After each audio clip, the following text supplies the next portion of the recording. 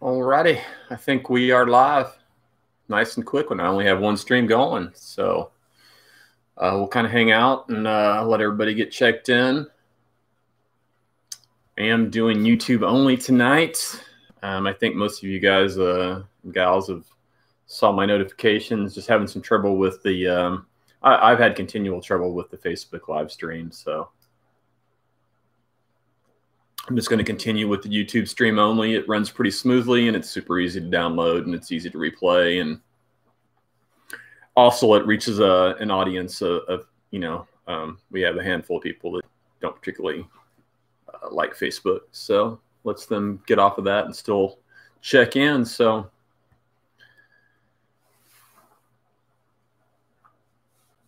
Jay Black, what's happening? Got a few check-ins already, and again, this is just like the a lot of the live feeds. So be sure and check in and let me know that you're here, or else I can't see. I don't get to see who's just checking in. So so definitely give me a shout, and sometimes if necessary, interpret your usernames, because I don't.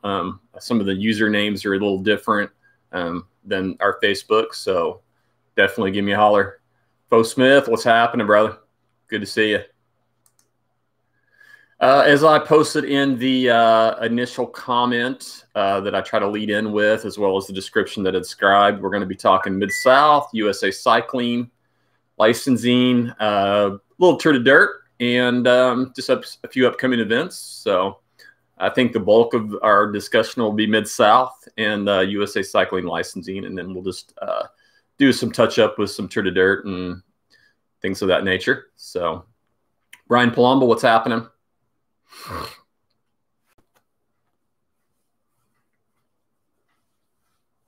Jeremy Childers Black. What's happening, Jay Black? I'm not used to seeing the full whole name thing there. Daniel Lemons, what's happening?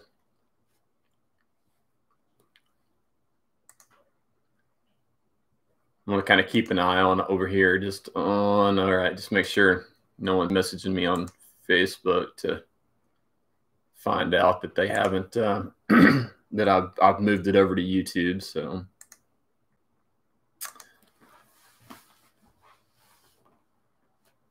alrighty. Oklahoma OTB. We'll have to get hooked up again and do a little steed action when it gets closer. And thanks for letting me borrow the video camera last year for doing that too. That was pretty fun. So, hey, Carolyn. I noticed that your Facebook name was changed to Callie as well too. So didn't know what that was about, but I'll it's all good. Good to see you on here.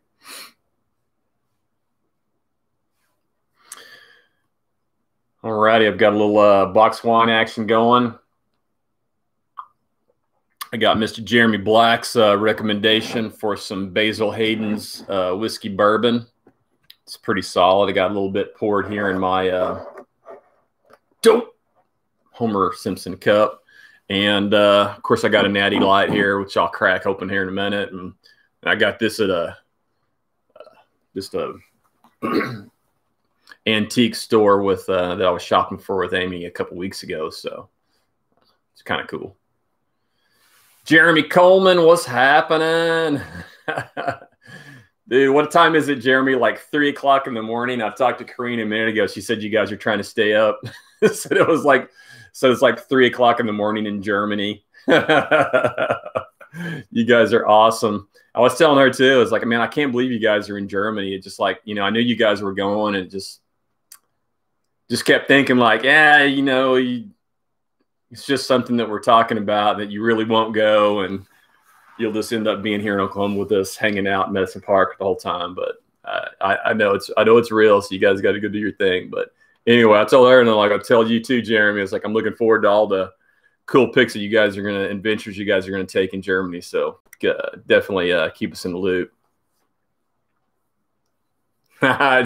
Jay Black, I know, right? It is good stuff. You turned me on to it. Costs a pretty penny, but it's smooth. Ah,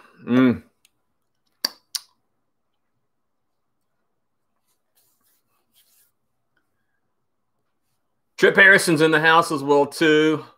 Haas 636, Mr. Nolan Crampy. What's up?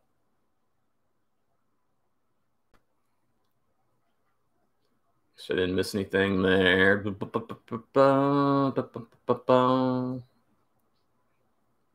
Sipping whiskey for sure. It's good. It's tasty. It's not. That's the bad part is like it's not harsh, so you have to be careful. But I'm gonna take it easy. I got just a little bit here. This is actually still that bottle from the Arkansas trip, which I got a little rough around the edges on that weekend because I went pretty deep into the bottle that day. So I've been taking it pretty easy since then when it comes to this stuff. So, all righty, you guys definitely keep chiming in. You have questions, comments, throw them out there. I'll try to answer and discuss, and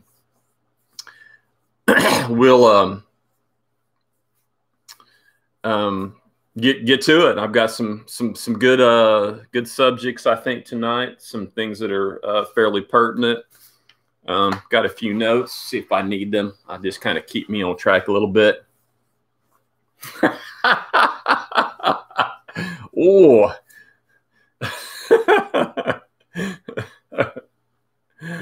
Oh.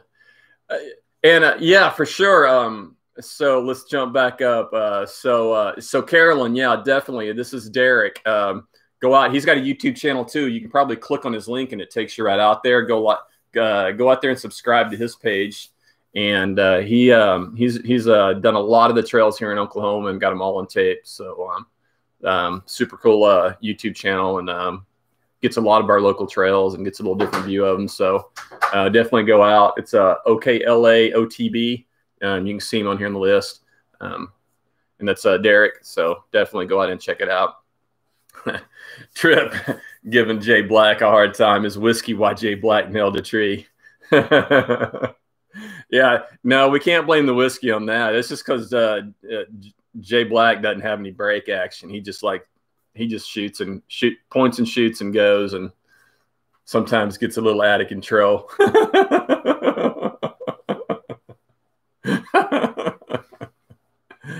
Oh, goodness. Yeah, that was a good crash, though. Have to admit, it's one of those things you're like, oh, shit. Oh, he's okay. And then you're like, that was awesome. So you want to make sure, nobody dies first. And then it's all good. All right, let's jump right into it.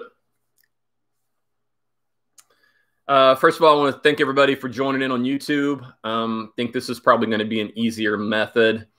I did like doing it both on Facebook and YouTube at the same time.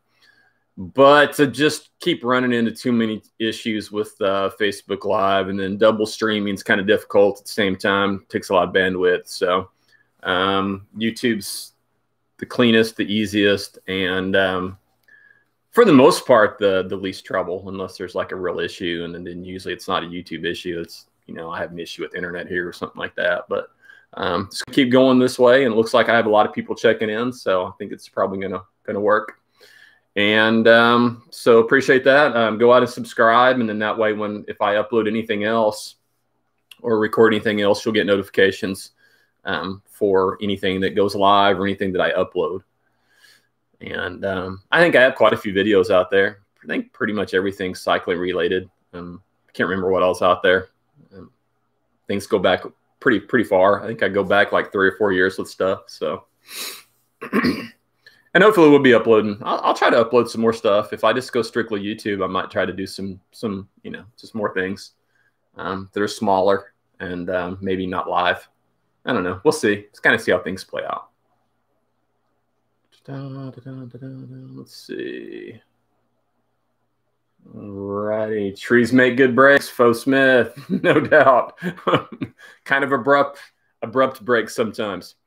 All right, well, let's get right into the mix. Mid-South, they made their announcement this morning. Honestly, I don't think it was much of a surprise. It's happening. It was happening the weekend. I don't know, what is that? Not May. March 13th, 14th. It's always around my birthday. So it's one of those days in that weekend. I can't remember which day the weekend is. Without looking at my notes, I'll probably have it over here. What is it? It's 13th. So it's going to be the weekend of the 12th and 13th because they were doing a double. But obviously we're not doing it. And it's going to be, I guess I'm not supposed to say it's virtual because it's not virtual because we're not doing it on the computer using Zwift and things of that nature. But it is not going to be live, and understandably so. Things are not progressing in our state or in the United States in a direction with COVID that is good. And vaccinations are here, but the reality of it is, even if we vaccinated everybody within the next month, it would make no real difference to the infection rate and the ability to continue to be infected at what's essentially less than a month away.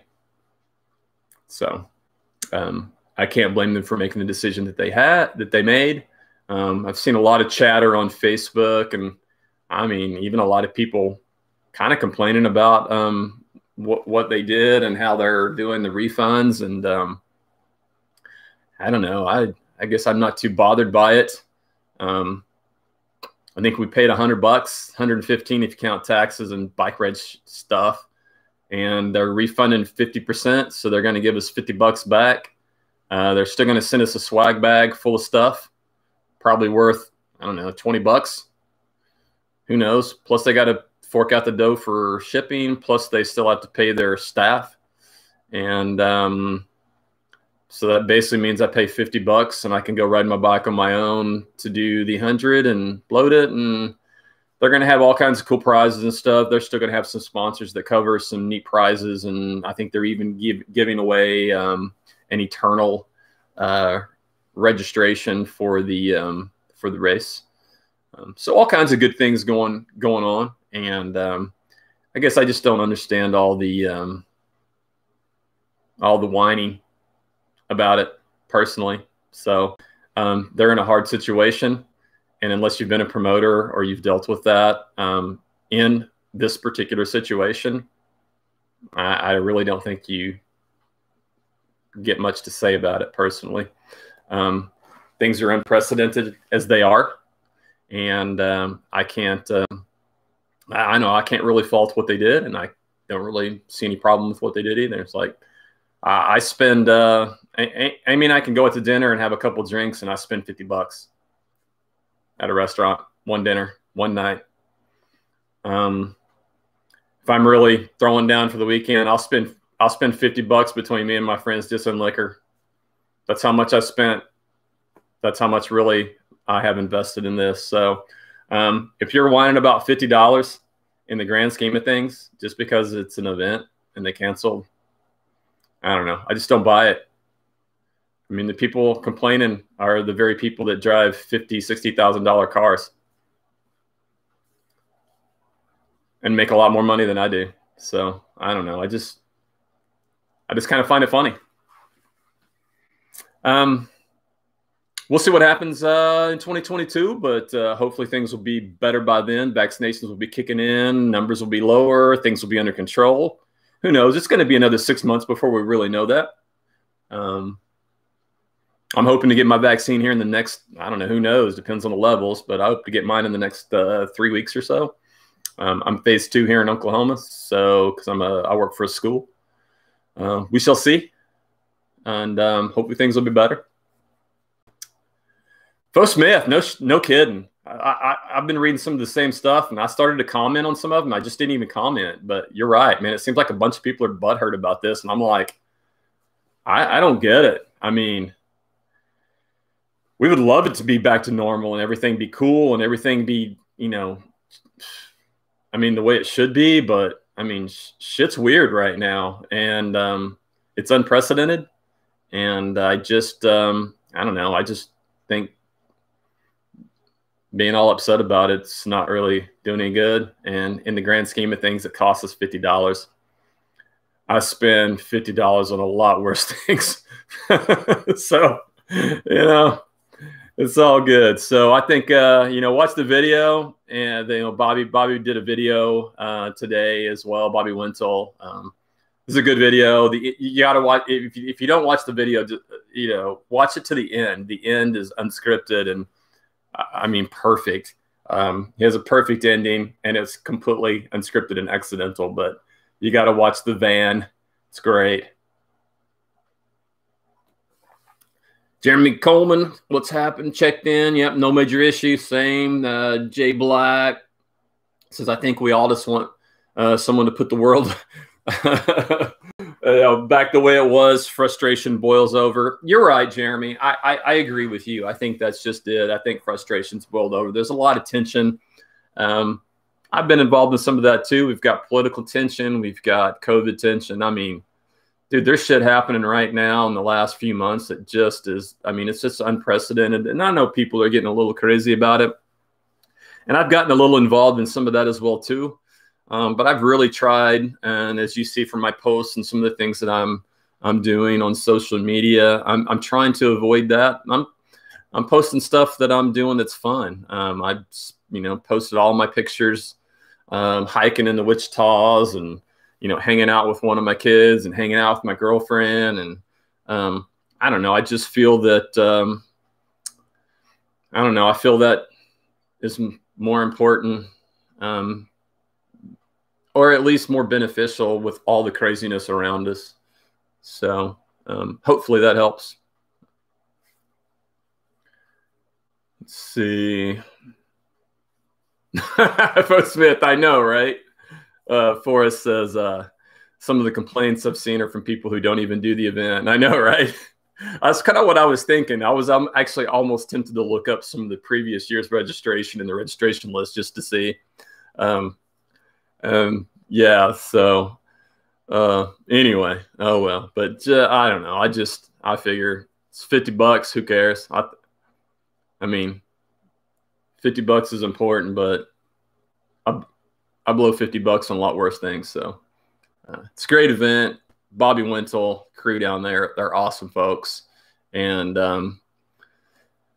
they created an event that just blew up beyond all proportion. And I think they're running with it as best they can. And thumbs up to it, and I'll support it. I was there on day one when they first created that thing, and I think we had, I don't know, maybe like 40 people total. And then next thing you know, we've got 1,500. So I feel blessed that I was a part of that in the beginning, and I will continue to support it and support their decisions. So. Jeremy Coleman says $50 is a Wednesday night at base camp. I know, right?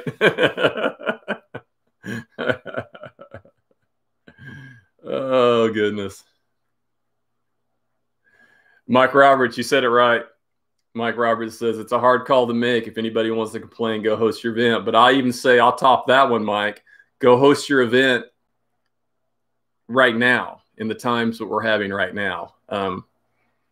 It's hard to host an event normally. Now it's even doubly so. So the pressures and the things are even more. So anyway, I don't know. All of that said, I'm going to see if there's any other notes that I wanted to say.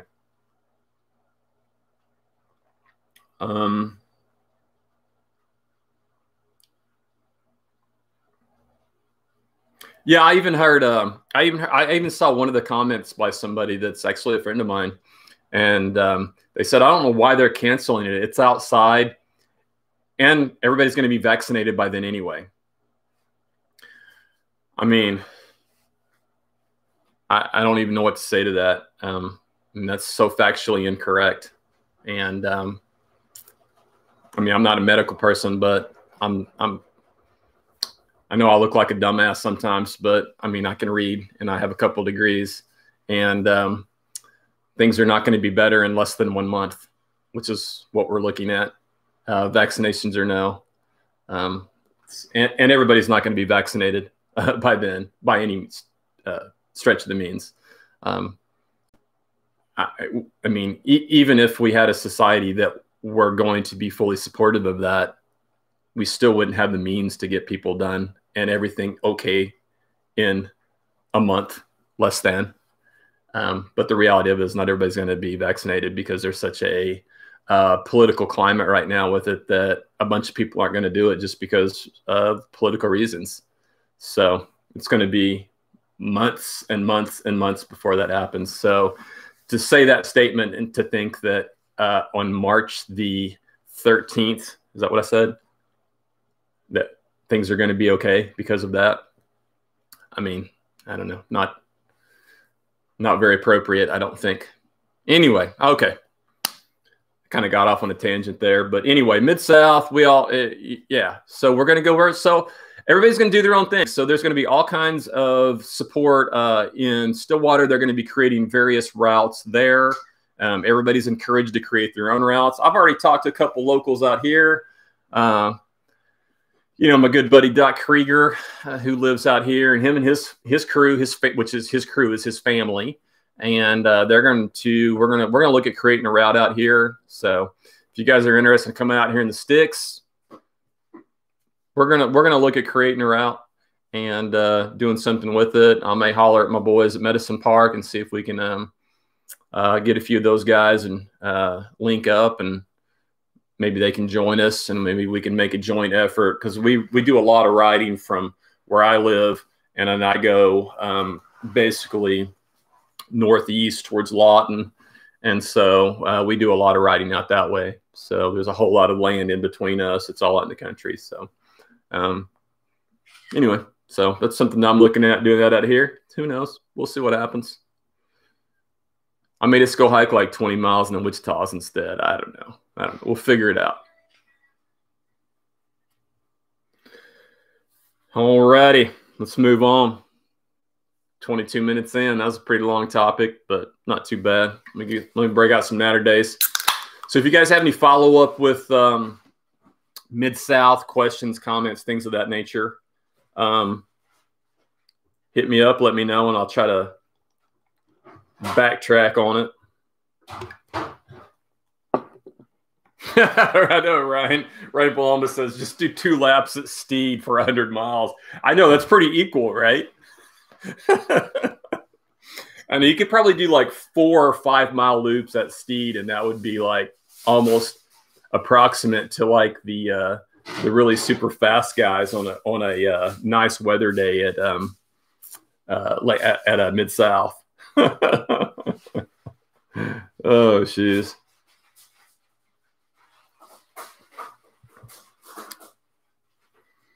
All right, let's move on to USA Cycling licensing, and just kind of the generics. This got brought up at the very end of my last week, but I wanted to touch on it again because last week was so disjointed because Facebook crashed on me.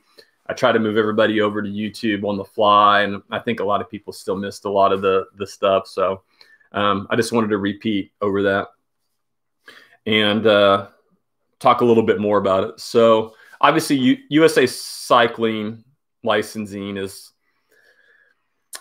well, they made some changes this year, and I'm not sure anybody really feels that they were good changes. I'm probably as accepting as the next guy and as forgiving as the next guy, and I'm probably one of the least likely to complain about it. But it's I don't know. I'm not buying their. I get why they're doing the changes that they have made. They're making changes that benefit some groups and hurt other groups, with the whole plan of trying to make money. I mean, trying to recover, because I mean, honestly, they make a lot of their money similarly to the way that the Tour de Dirt makes money. So I don't know if everybody here knows this. It's in the rules, but most of you don't probably read the specifics when it comes down to, you know, racer fees, promoter fees, and things of that nature. But the part of what the promoters, let's say, I'm gonna pick on Mike Roberts just because I think all you guys know Mike and Joanne promote St. Crispin's. So if St. Crispin's has a race, it's part of Tour de Dirt, At the end, they charge fees and all that money goes to them. They get to use that money to then pay their volunteers. They do payouts. But at the end, they have to also take that money and they have to pay USA Cycling insurance, which is part of the gig. But they also pay Tour de Dirt $2 per rider. And that $2 per rider is how Tour de Dirt is part of the way Tour de Dirt uses that. They use that money for the end of the year for payouts, awards, the championship jerseys, and all of that. So that's just part of how Tour de Dirt funds itself, is that fee. And so you have to think that USA Cycling does the same thing. They make money by memberships and licenses. So if we're not racing, people are not buying memberships. On top of that, they also make money through I don't think they make any money from that insurance unless there's maybe like a give and a take. I mean, we pay insurance. I don't know if USA Cycling gets a take of that insurance or not, but they make money through their licenses. Well, if we're not racing, people aren't buying licenses, and so they're losing money. So they've lost money, just like we lost money last year. Now, I gained it back because we weren't able to have a full season, so I didn't do awards at the end. So I carried that money over into this year, which puts us a little ahead of schedule, but not behind. But unfortunately, it means that in 2020, nobody got anything at the end of the year, which kind of sucks. And I'm sorry about that, but that's just kind of the way it is. So I understand their business method behind it and the fact that they're trying to not lose their ass. But it just really seems like it just doesn't really seem like they're connected to the community when it comes to this. I just don't understand it. It just seems like they could make things. I mean, even if they left it status quo, the same as last year. If they left it the same as last year, I don't think there would be too many complaints. But it seems like so in the past, juniors were required to do a $35 license.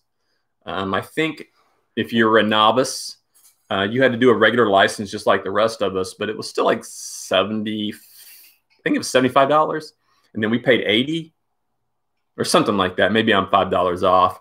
I think we paid a little extra. We being Cat Ones, I think we paid a little extra because we were still. I think there's still an initiative to do drug testing, and we were paying extra for that. So this year, to encourage new riders, they've lowered the cost for novices. They've zeroed out juniors. So if you're a junior, you don't pay anything. And that's like 19 and down. However, I think the caveat there is that a junior license only works if you're racing in a junior category. Now, I don't know. I'd have to go verify that because it's conflicting. Because if you look at the $50 license, the $50 license says like ages 11 and up, but then it says juniors 19 and under are free. So I'm thinking they maybe have that conflict because a junior license is free, but you can only race at the junior level. However, in mountain biking, it's quite common for juniors to race up into adult categories. So my guess is if you're a junior and you race in an adult category in mountain biking, like you're racing Cat 3, men's 19 to 29, which happens all the time with a lot of our 12, 13, 14-year-olds, 15-year-olds, they race up into that category all the time because they're good. My guess is that they would have to have an adult license, which is now going to be $50. So anyway, just keep that in mind.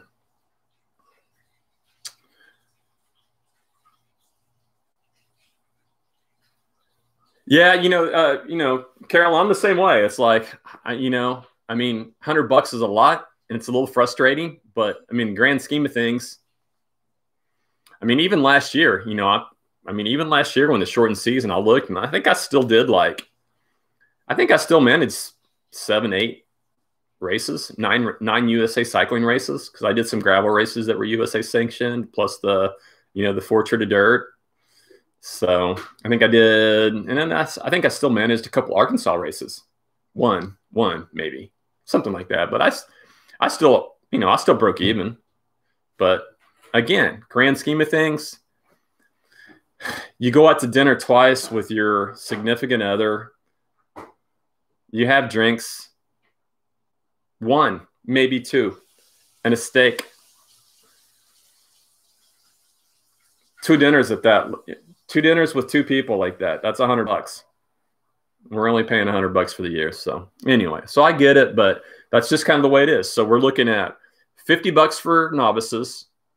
We're looking at, looks like it's free for juniors, but I think the juniors will have to pay the $50 if they're going to race in the adult categories.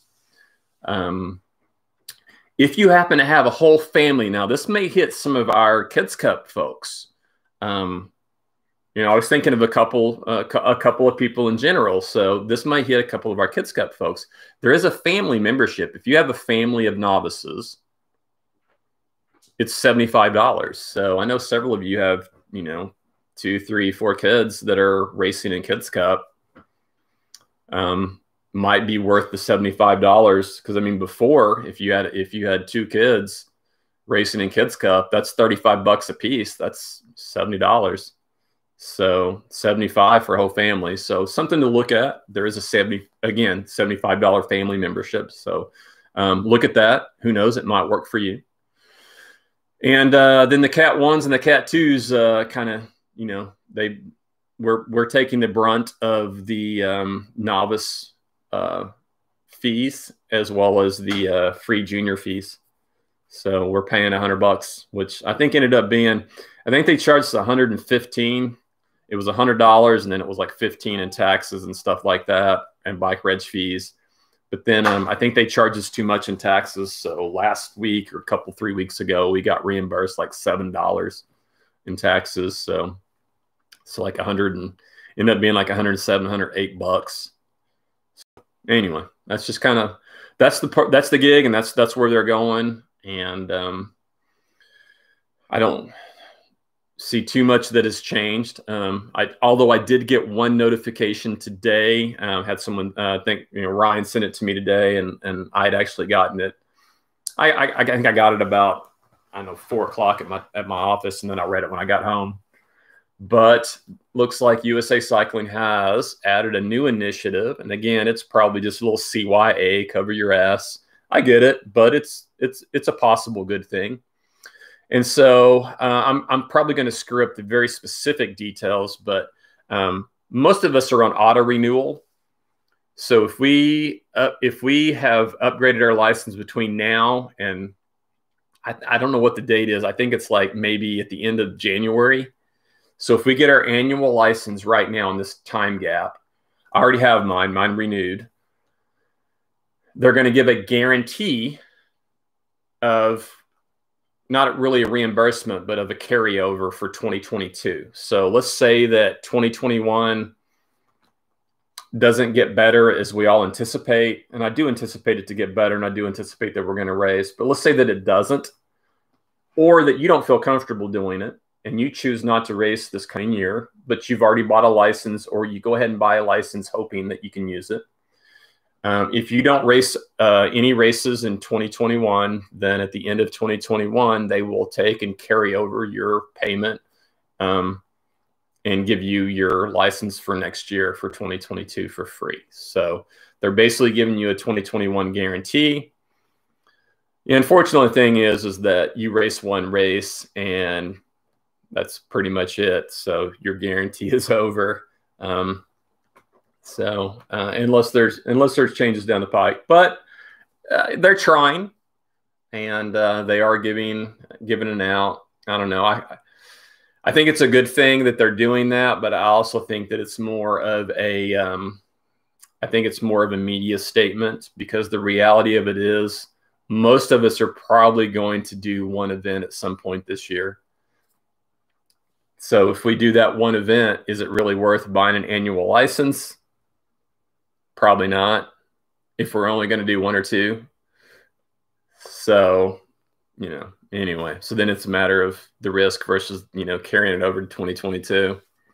So I don't know, but at least gives you a thought, if you're hesitant to If you're hesitant to race this year, then maybe it's a good option, especially if you're one of those people that were on auto renewal like me.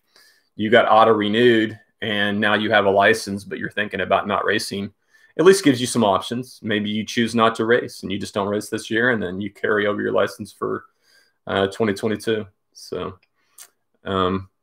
I suspect that's not going to be the case for me. I think the next few months through summer probably are going to be sketchy. We are outside. We are small numbers at Tour de Dirt. Different than a lot of the gravel events where they have mass starts and they have several hundred people. We have at most 150, maybe 175, often less than that. We don't start at the same times. We break it all down into categories and groups. So we have, I don't know, I just feel it's a safer environment. And that's what we're going to run with. And we still may run into issues with permitting at some events, some venues. And if we do, we'll play that by ear and go with it. But I think we're going to see a pretty solid Tour de Dirt season this year. I just think we're going to be able to get some races done. So.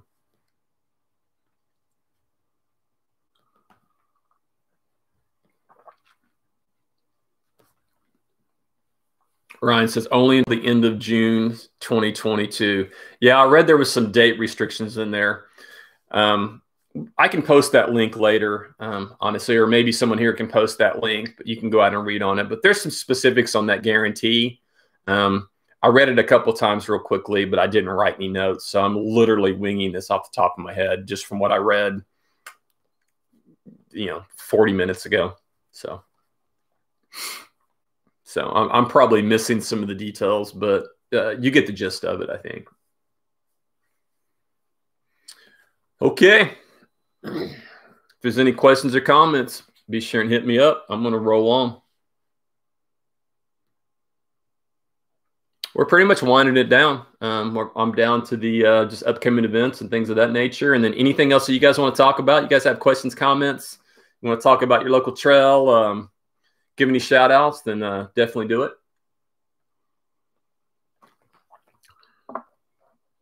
I do want to give a quick shout out. I hope Jeremy Coleman's still on here.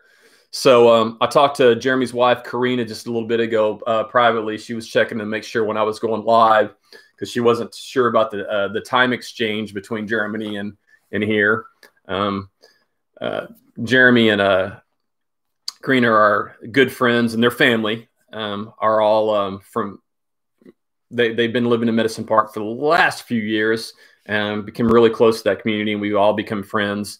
And Jeremy's in the military, and they recently got their new assignments in Germany. So they had to move, and we're still stoked, to be friends with them. I'm glad we got to know them and their family, and look forward to seeing all their cool adventures wherever they end up. And hopefully they'll end up back here one of these days, and we'll get to reunite. But love those guys, Jeremy, Karina, family. Just want to give a shout out to you guys. Miss you already, and look forward to seeing all of your adventures in Germany, which is where they're at now. And by the way, Germany, it's 3:38 as it's 8:30 here. So they're staying there. They're up early in the morning or staying up really late to check in. So I feel privileged. Okay, let's move on. Upcoming events. We've got a few, and I just want to kind of talk about a few. There's probably more, and if you guys have more upcoming events that are on your radar, definitely shoot them my way. I really have not done a very good job of developing the wide range of calendar that we have. There's so many things going on this time of year.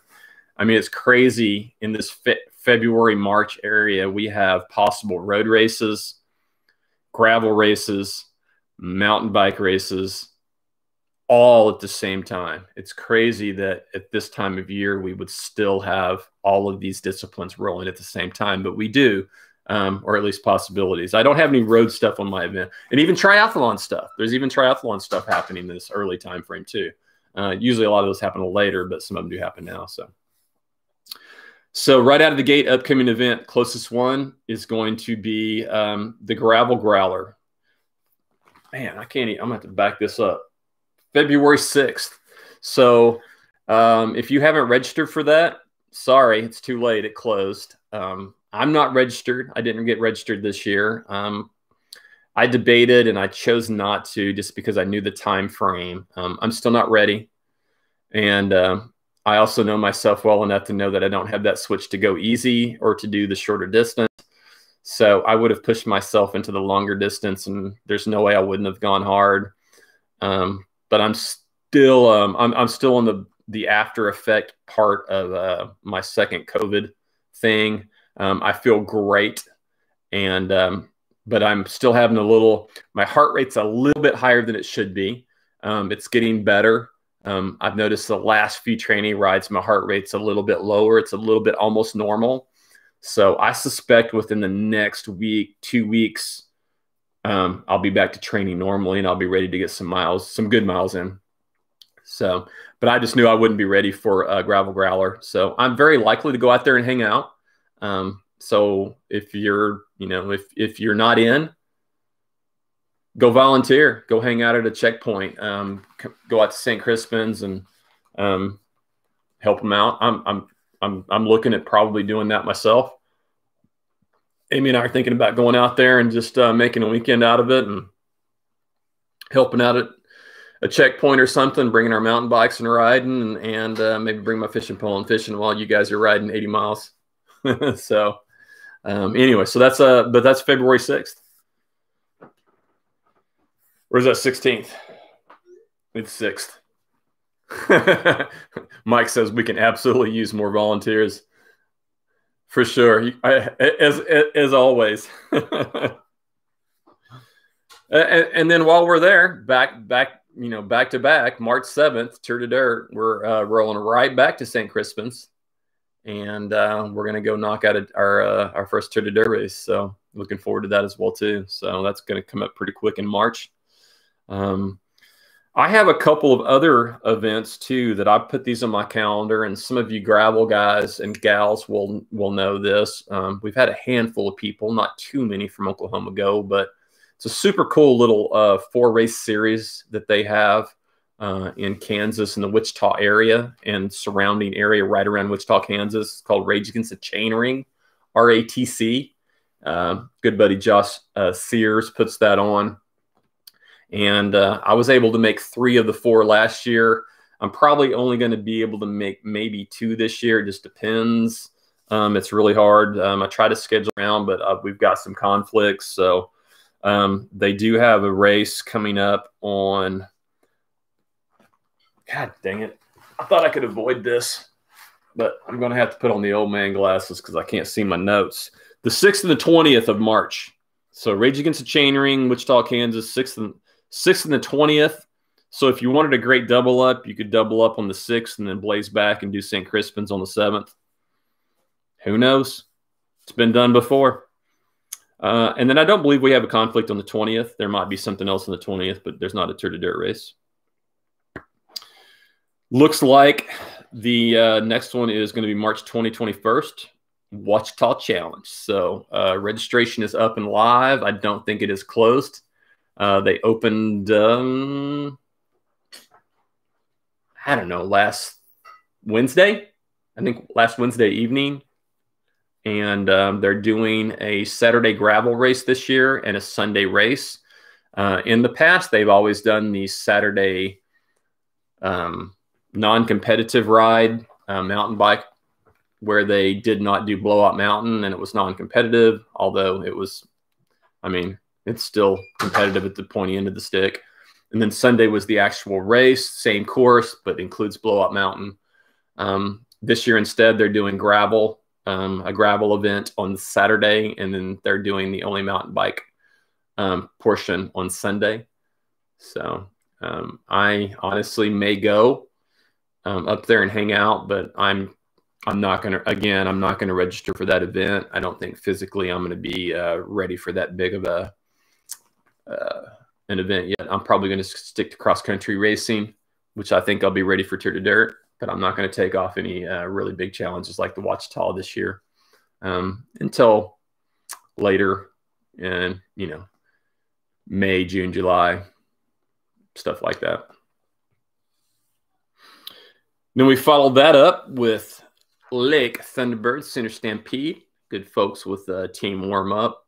And we're looking at March 28th for their event. We're still trying to get the permit and get the information through there. We'll see what happens. And that's the plan. We have April stuff coming up, but I'm not going to worry about that right now. We'll do upcoming events with that next time. So, all righty. I think that's about it. Let me double check my notes. If you have any questions, comments, or things that you would like me to address, definitely hit me up quickly, and I'll address it before I roll out. But I'm pretty much done. We're 46 minutes in. Made a short run of it today, and let me take a brief look at my notes and give you guys a chance to ask any last-minute questions, and we'll see what I got. I did miss one thing.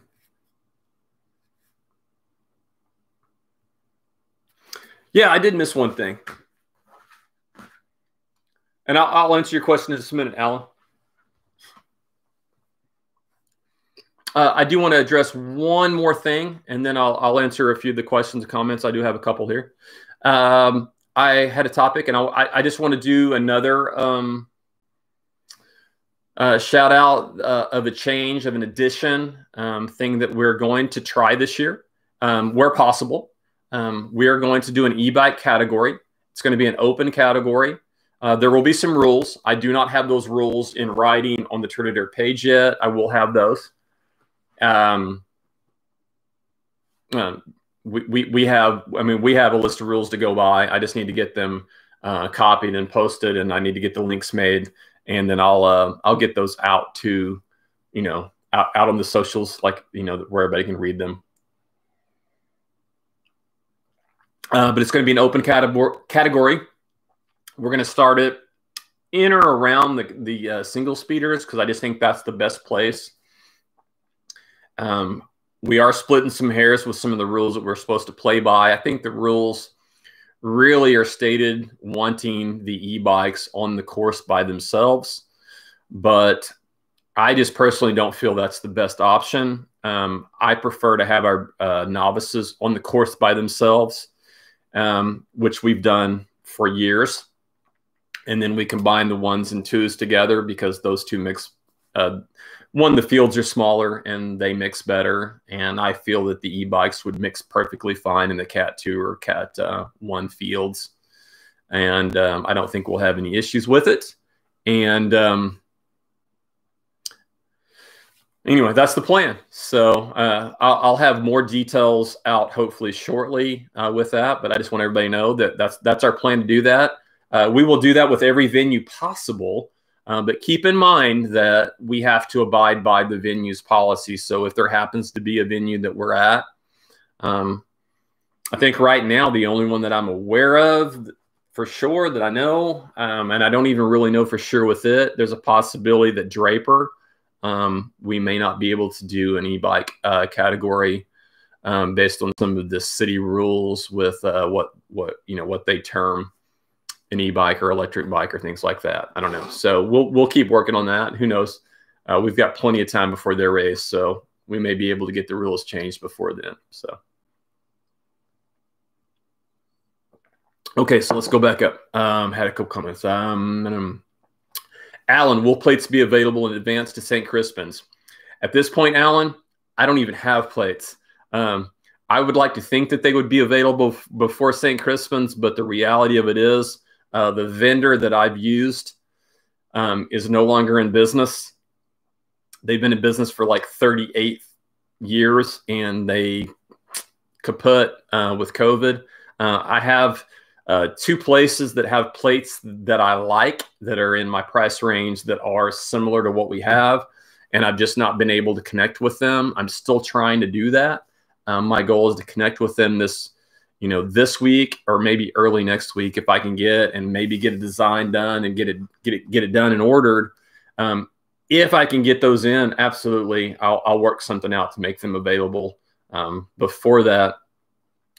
Or worst case scenario, you know me, I'll be at St. Crispin's, which is our first race, the Saturday before pre-ride, and we can, work something out then. We'll just kind of play it by ear, but a lot of it has to do with me trying to find a new vendor and getting plates made, which are, I don't know. I'm just having trouble getting a hold of some of these people. Apparently, they don't like to respond to email. So I guess I'm going to have to actually call them on the phone, which I hate calling people. So, I don't know. I'll get over it. But we'll get something figured out and let you know. Herb Brown, for sure. Herb Brown says bummed about Mid-South, but really looking for the growler. Yeah, I'm bummed about missing the growler too. That's why I'm unless something changes, I'm really looking forward to maybe trying to go down there and just support that race. I've done that race since the beginning, and I hate that I missed this year, but I just know that I'm not. I just know that I'm not physically ready for something of that nature. So I'll go down and support the guys. And it's a great race. It's fun, and it's a new venue, new course, so it's going to be super cool. A lot of people, so should be good. Michael Bond, thanks, man. Appreciate it. Derek, Oklahoma OTB says single speed setup, gearing choices. It's different for every course. I don't even want to go here. That's like a 20-minute discussion because we have to go through every course. But hit me up on the sly. Tell me what course you're talking about, and we'll talk about it because I have a different gearing ratio for every course and for every condition. I don't have a go-to. I literally change my gearing for every single course and every single condition. A lot of times I'll change it literally on the fly. I try not to, but I mean, there's been times when I've literally gone out and done a, 10 or 15-minute warm up on a course, conditions changed, and I ran back to my car 5 minutes before the start, changed a cog. So, yeah. So, hit me up. We'll get you hooked up with exactly the right ratio. Guaranteed. Jeremy Coleman says fastest one ever. Exactly right. Alrighty.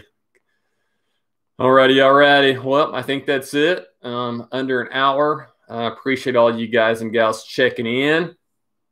And I hope the YouTube worked for everybody. And be sure and spread the word. Definitely go out, subscribe to my channel. Share my link for my channel with everybody, and we'll try to get everybody moved over from Facebook over to here.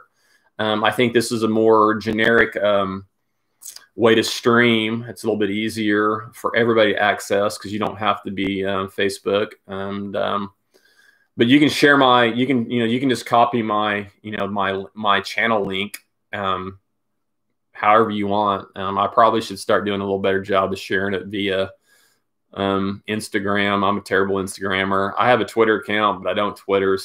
But maybe I should post it out there too. Who knows? But we'll get more people on there. Thanks for checking in, Charlie. Alrighty, ladies and gents, I'm out. Till next time. See ya.